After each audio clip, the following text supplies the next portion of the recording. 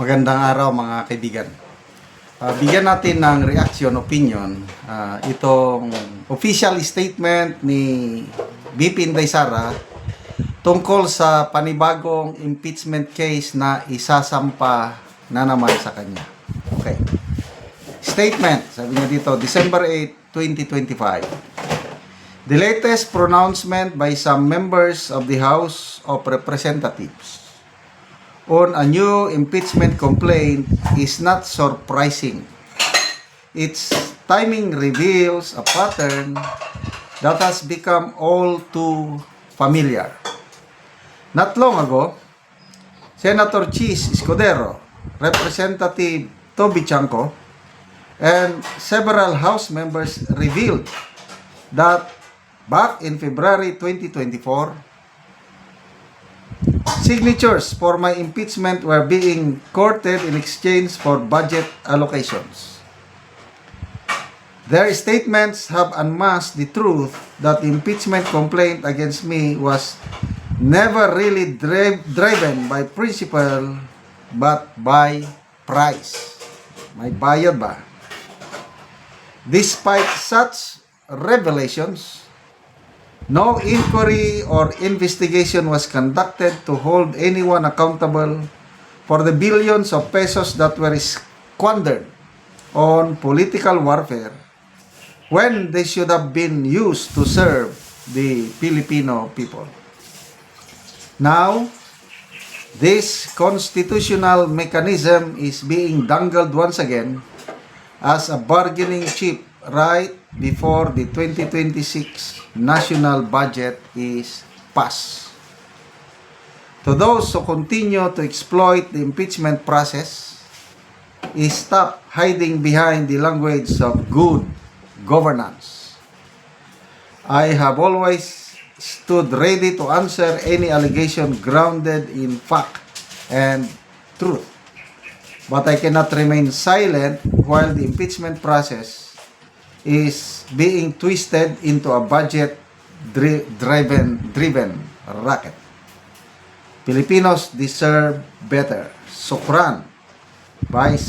Sara Z. Duterte, Vice President, Republic of the Philippines. So, expected na talaga ito. Come February 6, 2026, mag-uunahan na naman sila sa pagsampa ng kaso. Pinakauna nang nagpahayag ay yung Makabayan Black. Tinyo, Ilago, Sara Ilago at Rene Co. Ayan. And I'm sure hindi magpapatalo itong akbayan ni na Senator Hontiveros at Representative Percy Sendanya and many others. Parang ulitin lang nila yung nangyari last year, but this time mas maingat na sila na hindi sila ma-unconstitutional ulit. Susundin na nila yung one bar rule at iba pa, but the same articles. Ano bang bagong ebidensya nila maliban lang sa mga dati nilang sinasabi? Parehas lang. Dyan, yung confidential funds na ang COA ang final say. Hanggang ngayon, walang conclusion, walang final say ang COA. 3 consecutive years, ang COA nagbigay ng highest observation o highest rating sa Office of the Vice President. So, yung notice of disallowance na napaka-kaunti, ilan yan, 70 million plus. Ikumpara mo, sa Office of the President, mayroong halos 500 million pesos na mga disallowance balance na pinapasauli ng COA kailang under appeal. So, 494 million to be exact. So, halos half billion. So, makikita mo talaga is wineponize na nila itong impeachment process. But that's part of Philippine politics. Yun nga, yung impeachment case laban kay late Chief Justice Renato Corona, ganon din yan. Dahil lang sa desisyon ng Supreme Court, yung Hacienda Luisita case, parang hindi nagustuhan ng mga Aquino family yung desisyon. Kaya yun, naging kawawa ang late Chief Justice Corona na convicted siya sa impeachment court but acquitted siya sa Sandigan Bayan, the same na mga paratang. So ano ngayon? Nalinis ang pangalan ng dating Chief Justice, samantalang ang mga senador na bumoto hanggang ngayon nandyan pa yung mga karamihan. Senator Soto, nandyan sila. Sino pa ba? Mga... So, bring it on. Ako, it's just part of a political process na, and then, mananalo at mananalo pa rin si VP Sara. Dahil it's a numbers game. Siyam na senador ang kailangan lang ni VP Sara at yung magic 9 niya nandyan na lahat sa minority 9. As sure as the sun rises in the morning and sets in the afternoon, ganyan din yung siyam na yan boboto sa acquittal ni VP Sara plus iba from the majority.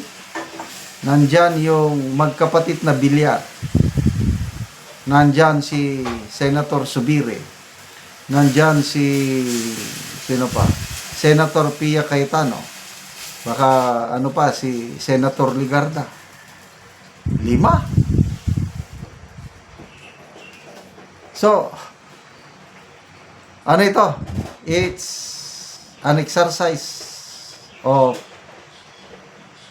talunan. Yung kahit anong gawin nila, matatalo at matatalo sila sa Senado. Sigurado, papasayan sa Kamara. Dahil yan ang baluarte nila. Pagdating sa Senado, goodbye, impeachment. Kahit every year pa sila na magsampa ng kasong impeachment. Salamat mga kaibigan sa inyong pagsubaybay sa ating channel. Nakakatulong kayo ng malaki sa tribong talandig ng Bukidnon dahil ang income natin sa channel na ito is pantulong po sa tribo. Namimigay tayo ng mga libreng yero at pako para makapagpatayo itong tribo ng mas maayos na tirahan. Panoorin niyo ang video na ito. Hello mga ka-viewers, live to karon mo ni si Ate ang Matagalog Yero. So mo ni ang atupan ni Ate.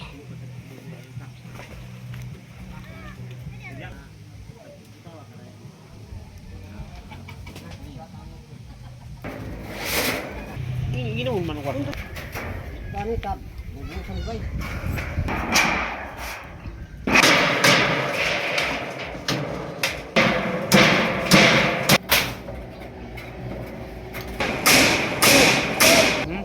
Ano ko rin mo pala.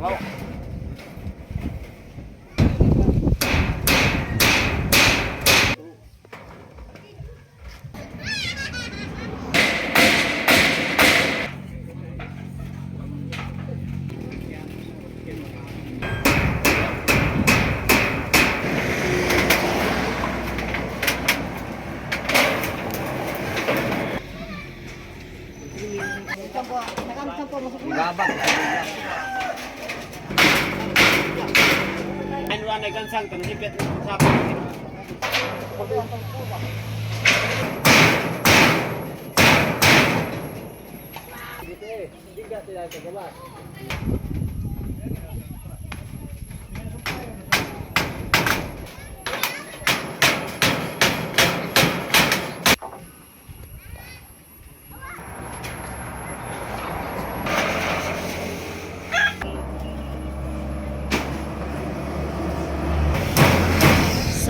Nagyod og atop